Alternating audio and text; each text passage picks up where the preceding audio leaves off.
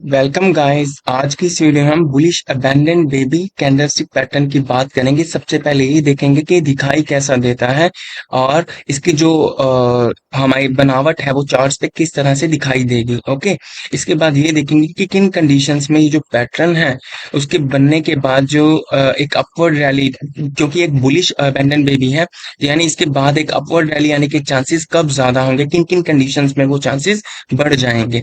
Okay, तो शुरू करते हैं वीडियो को। सबसे पहले देखते हैं कि दिखाई कैसा देता है। तो सबसे पहली बात कि ये तीन कैंडल से मिलके बना है, first, second and third candle, यानी तीन कैंडल्स होंगी इस पैटर्न के अंदर।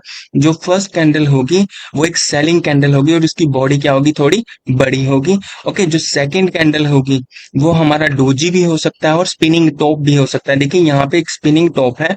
ओके, यहाँ पे डोजी भी हो सकता है। इस जगह पे यहाँ पे मान लीजिए ग्रीन कैंडल है, ग्रीन कलर की स्पिनिंग टॉप है, या रेड कलर की भी हो सकती है।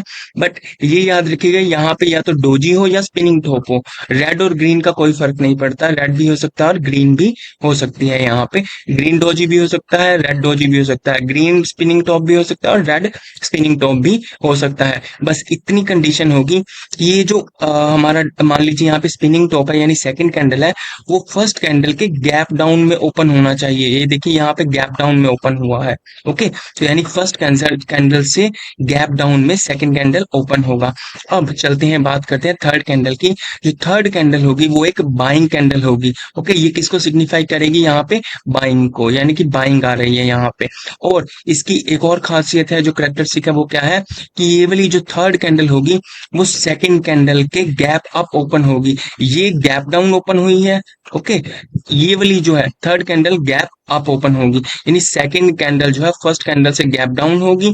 और जो थर्ड कैंडल है, ये वाली कैंडल जो है, ये वाली इस कैंडल से गैप अप में ओपन होनी चाहिए। तो ये कौन सा पैटर्न बन जाएगा, bullish abandon baby candlestick pattern. अब बात करते हैं कि किन कंडीशंस में इसके काम करने के जो चांसेस हैं। देखिए बुलिश अबैंडन बेबी यानी इसके बाद एक अपवर्ड रैली आने के चांसेस कब ज्यादा होंगे। ओके, तो फर्स्ट कंडीशन पढ़ लेते हैं, वर्क्स बेटर एट और नियर सपोर्ट लेवल। अब इसका क्या मतलब है, मान लीजिए यहाँ पे कोई सपोर्ट लेवल था, यहाँ पे आके ये ध्यान से देखिए, first candle, second candle and third candle. देखिए फर्स्ट कैंडल जो है वो सेलिंग कैंडल है और जो सेकंड कैंडल है वो एक स्पिनिंग टॉप की तरह दिखाई दे रहा है और जो थर्ड कैंडल है वो एक बाइंग कैंडल है।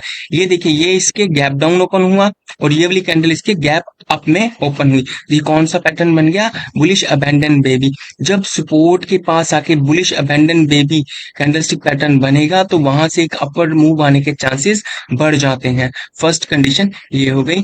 अब सेकंड पे चलते हैं कि कब ये बेटर काम करता है। जो पैटर्न है हमारा bullish abandon baby, works effectively when built at the bottom of a down trend. अब इसका क्या मतलब है, मान लीजिए यहां से कहीं से प्राइस नीचे गिरता हुआ आया, ओके, और नियर सपोर्ट इसने क्या बना दिया, एक bullish abandon baby candlestick pattern. तो इसके बाद एक अपवर्ड मूव आने के चांसेस और ज्यादा स्ट्रॉन्ग हो जाएंगे। कब, जब प्राइस ऊपर से, यानी डाउनवर्ड मूवमेंट थी, स्ट्रॉन्ग डाउनवर्ड मूवमेंट थी प्राइस के अंदर, उसके बाद सपोर्ट लेवल के पास आके इसने एक bullish abandon baby candlestick pattern बनाया, तो इसके बाद एक अपवर्ड मूव आने के चांसेस जो है वो बढ़ जाते हैं। ओके, अब तीसरे पॉइंट की बात करते हैं, higher volume corresponding to third candle large green candle of this pattern decently increases chances of its working. अब इसका क्या मतलब है, मान लीजिए ये जो थर्ड कैंडल इस पैटर्न में बन रही है, मान लीजिए कहीं पे पैटर्न बना और इस थर्ड कैंडल के लिए जो वॉल्यूम है, इस कैंडल के बनने के पीछे अगर वॉल्यूम बहुत ज्यादा है,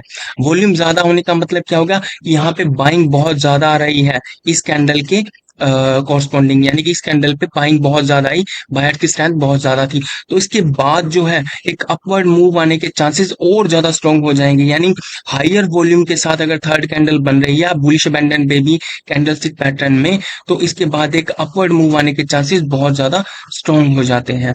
अब चौथे पॉइंट की बात करते हैं, more will be the gap between second candle and third candle, larger gap open considerably increases the working probability of this candlestick pattern. अब इसका क्या मतलब है पॉइंट का? मान लीजिए मैंने बताया था कि जो थर्ड कैंडल होगी यानी ये वाली कैंडल होगी, इस कैंडल से गैप अप ओपन होगी। ओके, जितना ज्यादा गैप अप होगा उतना स्ट्रांगली ये जो पैटर्न है वो वर्क करेगा।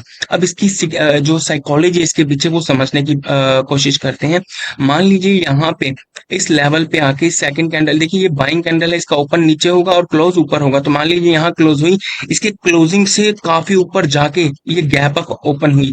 जितना ज्यादा गैप अप होगा इट मींस कि बायर्स की स्ट्रेंथ ज्यादा थी और बायर्स ने क्या किया कि प्राइस को बहुत ज्यादा ऊपर की तरफ पुश कर दिया। यानी कि जितना ज्यादा पुश किया यानी बायर्स की स्ट्रेंथ उतनी ज्यादा, और जितनी ज्यादा बायर्स की स्ट्रेंथ उतना ज्यादा स्ट्रॉन्ग पॉसिबिलिटीज अपवर्ड मूव आने के।